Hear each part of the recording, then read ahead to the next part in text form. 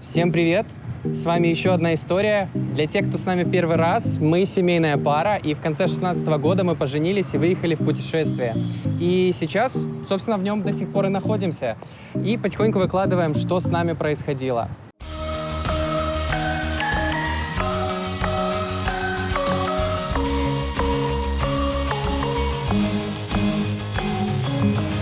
Что ж, давайте продолжим нашу историю. Мы были в мини-путешествии на 7 дней с нашими друзьями Андреем, Аней и Лешей.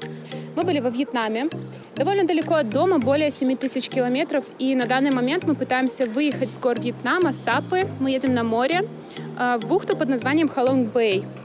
И мы едем автостопом и вообще без денег. Ну что ж, мы спустились с нашего места ночевки, стали стопить обратно до Сапы, и нас подвозит, точнее, тот же водитель, который вчера вез вот на бусике.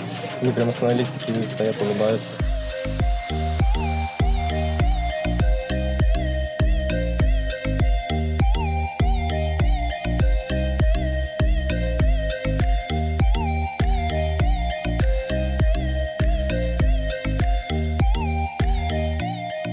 Машина, которую мы поймали, когда мы спустились с нашего места ночевки возле водопада, везла нас всего лишь на 7 километров вперед до Сапы.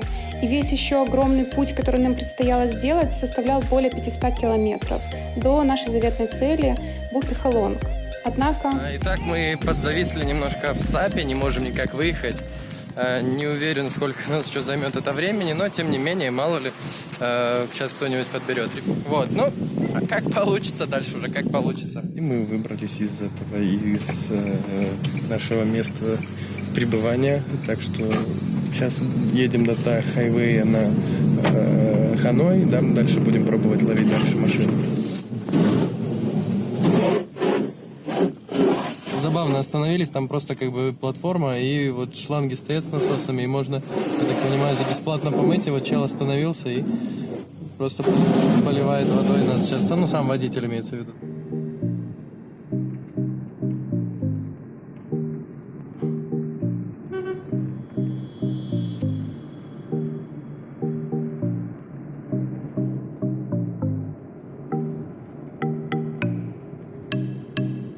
Так как это была горная местность, мы ехали довольно долго и медленно, и уже даже дело подходило к вечеру, и тогда нам пришлось остановиться в городе Хайзуонг, не доехав до Халонга около 100 километров. Итак, собственно, после питания в магазине Бикси мы таки нашли место, где остановиться. На самом деле на карте здесь сейчас озеро. Вот, мы сидим вот на песке, как видите. Здесь перерыто все, просто экскаватором засыпали, видно, озеро или болото, это что неизвестно, что это такое. Будем ложиться спать, завтра в 6 утра подъем, и выдвигаемся в бухту Халонг. Вот, так что все, всем спокойной ночи. Итак, собственно, доброе утро, мы уже собрались, вон ребята уже уходят. На самом деле, вот где мы спали, это просто разъезженная экскаватором дорога, вот. Точнее, не дорога, а по карте, по Google Maps это озеро. Вот. От озера осталось вот там вот зелень, там только ров и все. Остальное все разъезжено вот так вот трактором. Вот. На данный момент мы выдвигаемся в бухту Халонг и, возможно, на заброшенный пляж. Не знаю, как у нас там сейчас получится добраться. Сейчас 6:15, 6:20 утра. Вот. Ну, как-то доберемся, я думаю. Вот. Сейчас был очень интересный опыт. Мы впятером с друзьями пошли в кафе и кушали. Да, нас спустили совершенно. Я думал, что он даст меньше 5 порций. Я думал, так, типа, поделить. 3 порции на всех. Да. А он реально принес порцию на всех, и как бы там эти, как их тазики обычные, вот, которые сложно съесть. И денег с нас не потребовал. И мы хотели спросили 2 раза. Да, 2 раза помочь. Как мы можем вам помочь? И мы хотим вам помочь. 2 фраза. Нет, как бы. Ближе к береговой линии начинается слишком много поселений вдоль дороги. И так как мы ехали не по основной автостраде, поймать машину на дальние расстояния было довольно сложно, и поэтому мы ехали очень медленно. Еще одна достаточно большая проблема, с которой мы столкнулись в этих поселениях, это то, что они очень сильно вытянуты вдоль дорог. И чтобы поймать машину, которая едет на длинное расстояние, приходилось идти с одного конца деревни или городка до другого, тратя на это очень много времени. Ну все, мы едем снова. Мы в автобусе дискуссия с подоправок водителя. Сказали, как у нас нет денег, он такой, типа, заходите, отпущу вас, у вас нет денег. Он такой, типа, давай. Все, мы просто взяли сумки, забежали сюда и поехали. Он едет до Манкая. Это Вообще граница Вьетнама и Китая. граница Вьетнама и Китая. Очень далеко, это Хэвэнвэй, по сути, типа 40 километров, и мы приехали. Нам даже ехать, по сути, 43 километра, если быть точно. Вот поэтому, мы очень рады, очень благодарны этому человеку, на самом деле. Круто, потому что я вот буквально только что отруливал водителя, таксиста, очень упорно, так, спрашивали нас, поехали.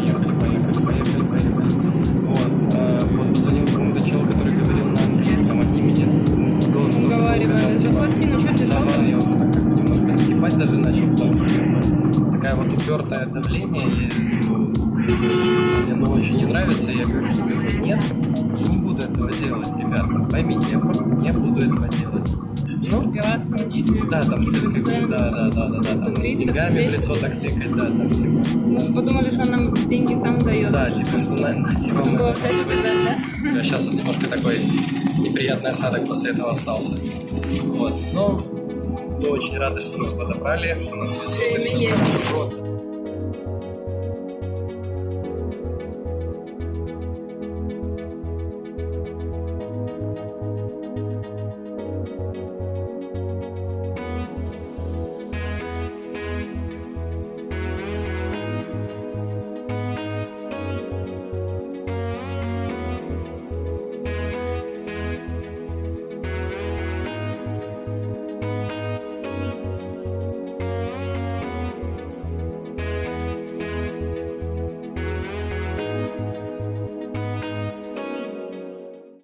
Все, мы приехали.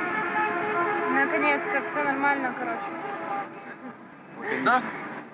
Очень, да. Кратко, лаконично и все. Кстати, как, значит, город называется Халонг, а остров вот этот вот, который вот там Не называется? Не помню. Вот, Тянчао.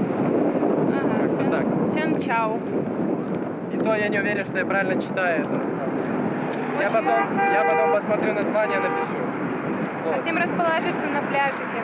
Да, там вроде На как безлюдном. заброшенный пляж, да. Да. Ну, безлюдный, да. То есть как бы можно будет спокойно разложиться, никто не будет задавать лишних вопросов, ходить вокруг тебя, улыбаться и заглядывать в палатку, как на в седьмое чудо света. Во Вьетнаме есть все. И холод, и горы, и Да. море, и джунгли. В общем, все, что тебе хочется, прям вот все в одном месте. И расстояние там типа... Да и добрые люди тоже есть. Тысячи километров. Злые и добрые люди есть. Но здесь реально есть все, Да. что хочешь. Да, прям Маленькие деревушки, красивая Всё природа и какие-то грязные города с высотками. Все вообще, все что угодно, реально. Вот буквально вчера мы были высоко в горах, даже не намека на море и все такое. А буквально вот день-два, и уже все прям поменялось, уже запах моря, соленая вода, курортные города, пальмы, прям все просто резкое изменение, это все в одной стране и буквально. И морской воздух. И вот ребята уже нашли. У нас тут дискуссия, друзья. В плане того, что мы вот уходим с материка, идем на остров. И там красиво, конечно, но вот мы тут кучку видели, которая прибила. Просто это, опять же, это момент немножко такой, что нету нигде сказки. Прям вот то, что там фотографии, видео многие выкладывают, сказочные такие прям. Да, это клево, но показываю то, что тебе надо помнить момент того, что все-таки люди везде люди остаются, и вот такое вот оно есть много где. И мусор, есть мусор, да. Да. Но при этом мы не говорим, что это плохая страна и все такое. Просто оно есть. Просто Happy end. будьте готовы. Да. Happy end. Мы на острове, двигаемся сейчас к бесплатному пляжу, потому что есть тут, оказывается, и платный. Сейчас мы попробуем выяснить у ребят, те, которые здесь уже были, может быть, там можно пробраться на платную часть и просто там остаться. Ну, будем сейчас по мере, скажем так, продвижения договариваться, узнавать что-то, как-то куда-то проходить. Прям пейзаж поменялся, пальмы, кокосы, прям вон на пальмах растут. Вот. Лодки круизные. Ну и море, конечно же. Ну что ж, все. Мы добрались до нашей цели. Вот. Чудесное море. Сейчас обоснуемся где-нибудь. На самом деле, что очень клево, здесь заброшенный отель получается. И, возможно, да, где-то там поставим палатку. А что еще клево, что вот из моря повыносило вот такие вот кучки с всяким мусором, включая кучи дерева. То есть вот это вот все пособирать и вот вдоль берега. И костер нам обеспечен на долгое время и прям вообще шикарно.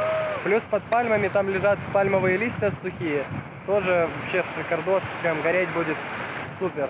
Поэтому все, с костером мы обеспечены. Палатки есть где поставить. Красота.